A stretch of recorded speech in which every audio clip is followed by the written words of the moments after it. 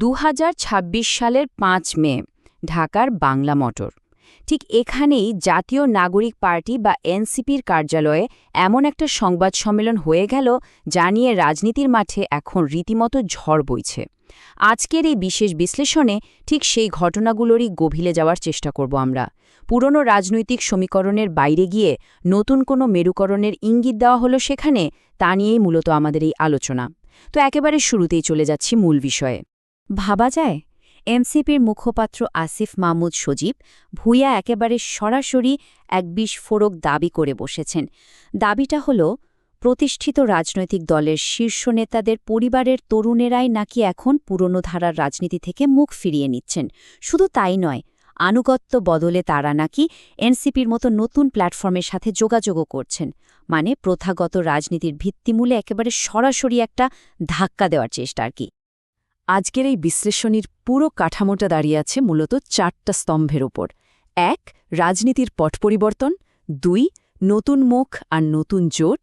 ৩. জুলাইয়ের অপূর্ণ ম্যান্ডেট। এবং সবশেষে ৪. প্রতিবেশী দেশের পরিস্থিতি ও আসন্ন নির্বাচন। শুরুতেই আসা যাক প্রথম বিষয়, রাজনীতির পট পরিবর্তন এবং পুরনোদের সমালোচনা। এখানে বৈপরীত্যটা কিন্তু দারুণ। এনসিপির ভাষ্যমতে বিএনপির মতো প্রতিষ্ঠিত দলগুলোর ভুল রাজনীতি নাকি তরুণ প্রজন্মকে হতাশ করছে, আর সে কারণেই তারা মুখ ফিরিয়ে নিচ্ছে। ঠিক উল্টো দিকে এনসিপি তুলে ধরছে তাদের নতুন বাংলাদেশ বিনির্মাণের একটা রূপকল্প। এই রূপকল্পে আবার গণভোটের রায় বাস্তবায়নের প্রতিশ্রুতি আছে, যা দেশের রাজনীতি সচেতন মানুষদের বেশ আকর্ষণ করছে বলেই তাদের দাবি। এবার দেখা যাক দ্বিতীয় বিষয়টি, নতুন মুখ, নতুন জোট এবং ভিত্তির সম্প্রসারণ। রাজনৈতিক জোট সম্প্রসারণ বলতে আসলে কি বোঝায় তা এই নতুন সদস্যদের তালিকাটা দেখলেই বেশ পরিষ্কার হয়ে যায়।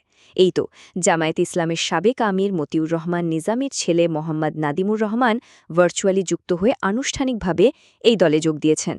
চমক আছে আরও, ঐতিহাসিক ব্যক্তিত্ব হাজী শরীয়তুল্লাহর বংশধর আবদুল্লাহ মোহাম্মদ হুসাইন এবং বিশিষ্ট শিক্ষাবিদ অধ্যাপক MAH আরিফও যোগ দিয়েছেন এনসিপিতে। অনুষ্ঠানে এই বিশিষ্ট ব্যক্তিদের একেবারে ফুলের মালা দিয়ে বরণ করে নেওয়া হয়। আর এই সংখ্যাটা একবার খেয়াল করার মতো, ৪,০০০। শুধু বিশিষ্ট ব্যক্তিরাই যে আসছেন তা কিন্তু নয়। গণ অভ্যুত্থানে অংশ নেয়া ওয়ারিয়ার্স অব জুলাইয়ের সারা দেশের ৪,০০০ সদস্য যোগ দেওয়ার ঘোষণা দিয়েছেন।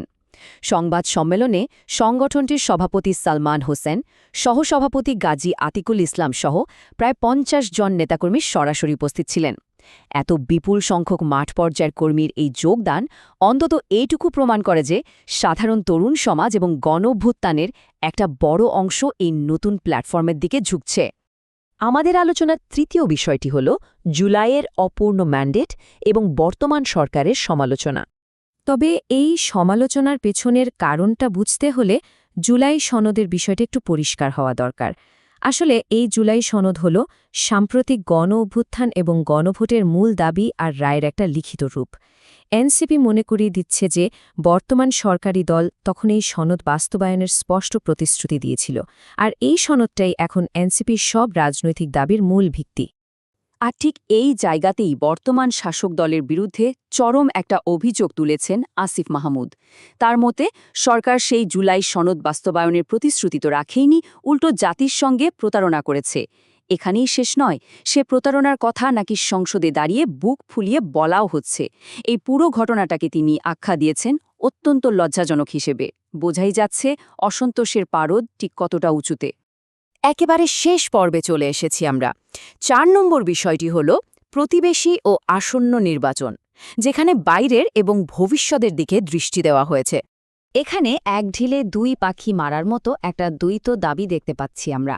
একদিকে ভারতের পশ্চিমবঙ্গের নির্বাচনের ফলাফল নিয়ে শঙ্কা প্রকাশ করা হয়েছে যে সেখানে উগ্রপন্থীরা ক্ষমতায় আসতে চলেছে। আসিফ মাহমুদ স্পষ্টই বলেছেন, বিগত দিনে যারা ক্ষমতায় ছিলেন তাদের সাথে হয়তো সুসম্পর্ক ছিল না, কিন্তু তারা বাংলাদেশের অভ্যন্তরীণ বিষয় নিয়ে এমন বাজে মন্তব্য করতেন না। তাই নতুন নির্বাচিত সরকারকে বাংলাদেশের অভ্যন্তরীণ বিষয়ে নাক না গলানোর কড়া হুঁশিয়ারি দেওয়া হয়েছে। আর অন্যদিকে ঠিক এর পাশাপাশি দেশের ভেতরে অতি দ্রুত স্থানীয় সরকার নির্বাচন দেওয়ার জন্য জোরালো দাবি জানিয়েছে এনসিপি। তাহলে সব মিলিয়ে কি দাঁড়াচ্ছে? পুরনো রাজনৈতিক কাঠামোর এমন তীব্র সমালোচনা, নতুন আর বৈচিত্র্যময় জোট গঠন, তার উপর আবার অভ্যন্তরীণ ও বৈদেশিক নীতি নিয়ে এই যে একেবারে সোজা সাপটা অবস্থান, এসব কিছু মিলে আমাদের দেশের রাজনীতির ভবিষ্যৎটা আসলে কোন দিকে মোড় নেবে?